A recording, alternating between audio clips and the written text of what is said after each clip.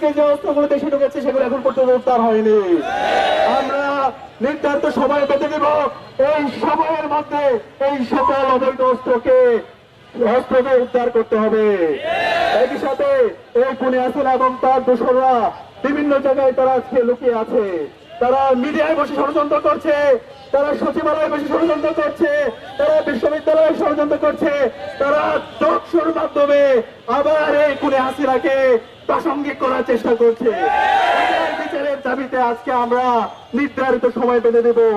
এর মধ্যে যদি এই সমস্ত ফ্যাসিস্টদেরকে খুনি হাসিনা এবং তার দোষরদেরকে অ্যারেস্ট করা না হয়, তাহলে বাংলাদেশের মুক্তিকামী ছাত্র জনতা তীব্র আন্দোলনের মাধ্যমে এই অন্তর্বর্তীকালীন সরকারের বিরুদ্ধে আন্দোলন গড়ে তুলবে। একই সাথে আমরা আজকে 16 মাস পরে খুনি হাসিনার রায় হয়েছে।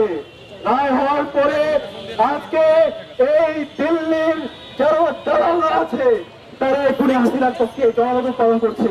বিশ্ববিদ্যালয়ের শিক্ষক নামে কিছু বলাঙ্গাররা তারা এই খুনি হাসিনার পক্ষে তারা স্টেটমেন্ট দিয়েছে।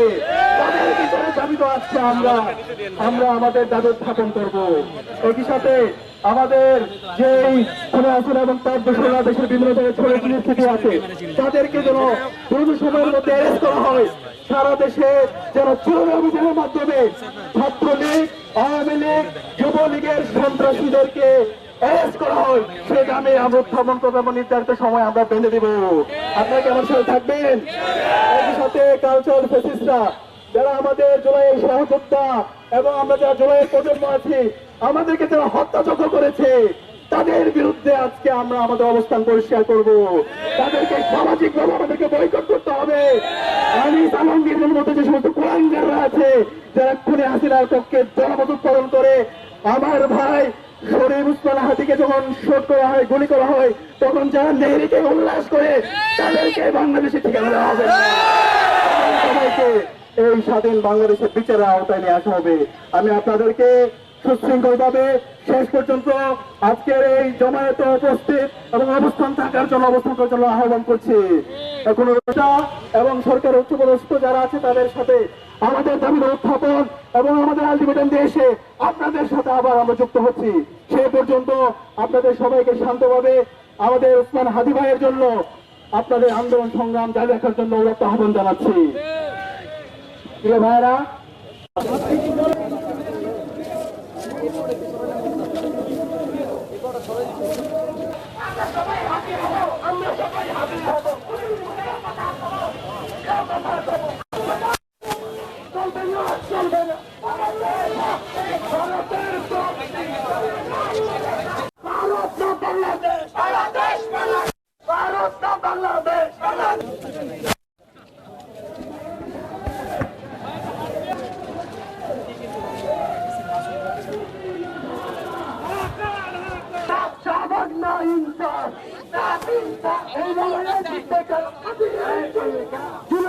সৈনিকেরা এই লড়াইয়ে জিতবে।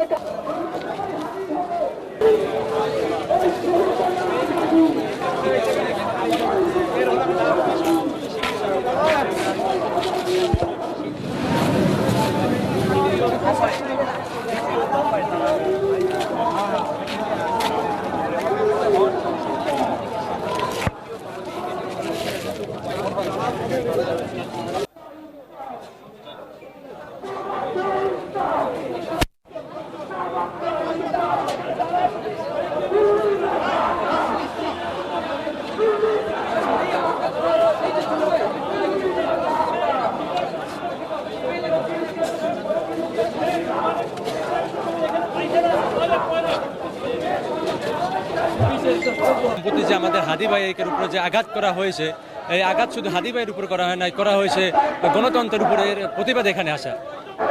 সুতরাং এই অপরাধীকে ধরে যথাসাধ্য আপনার অপরাধীদের শাস্তি প্রদান করতে হবে। এর সাথে যারা জড়িত এদেরকেও যথাসাধ্য শাস্তি দিয়ে হাদি ভাইয়ের যথাসাধ্য মূল্যায়ন করতে হবে। সচিবালয়ে আছি শুধু যে হাদি ভাইয়ের এর জন্য, হাদি ভাইকে এই যে আন্দোলনের জন্য হাদি ভাইকে যে হামলা করা হয়েছে এই কারণে আসা। মূলত গত 2 দিন আগে রাজধানী শহর ঢাকা থেকে ভারতের দালালদের মদতপুষ্ট একদল সন্ত্রাসী হাদি ভাইকে গুলি করে তারা বর্ডার ক্রস করে পালিয়ে গেছে। হয়তো কেউ পালিয়ে গেছে, কেউ হয়তো দেশের মধ্যে আছে, কিন্তু প্রশাসন এখনো তাদেরকে গ্রেফতার করে যথাযথ শাস্তি দিতে সক্ষম হয় নাই। এখন আমাদের মনে প্রশ্ন জাগতেছে, যদি রাজধানী শহরে হাদি ভাই দিনের আলোতে দিবালোকে এভাবে গুলিবিদ্ধ হয়, তাহলে জুলাইয়ের সৈনিকদের নিরাপত্তা কোথায়? আমরা তো সবাই আশঙ্কার মধ্যে আছি। এখন এর উপযুক্ত সবাইকে গ্রেফতার করে উপযুক্ত বিচারের দাবিতে স্বরাষ্ট্র মন্ত্রণালয় অভিমুখে আমাদের এই যাত্রা। বিচার নিশ্চিত না হওয়া পর্যন্ত সন্ত্রাসীদের যথাযথ শাস্তি নিশ্চিত না হওয়া পর্যন্ত আমরা রাজপথে থাকবো। আমাদের হাদি ভাইয়ের উপর যারা হামলা করেছে তাদেরকে গ্রেফতারের দাবিতে এবং নিষিদ্ধ লীগ, ছাত্র লীগ এবং আওয়ামী লীগের গ্রেফতারের দাবিতে আজকে আমরা ডাকসুর পক্ষ থেকে হয়ে আমরা স্বরাষ্ট্র উপদেষ্টার ভবন ঘেরাও করতে এসেছি। আমাদের প্রশ্ন, কেন আমাদের হাদি ভাইয়ের উপর হামলা করা হবে? এটার বিচার বাংলাদেশে কেন হবে না? এবং হাদি ভাইয়ের উপরে যে হামলা করেছে দাউদ খান, তাকে কিন্তু এর আগে গ্রেফতার করেছিল, কিন্তু তাকে কেন 2 মাস আগে ছাড়া হলো? এই দাবি আমরা তীব্র নিন্দা জানাই।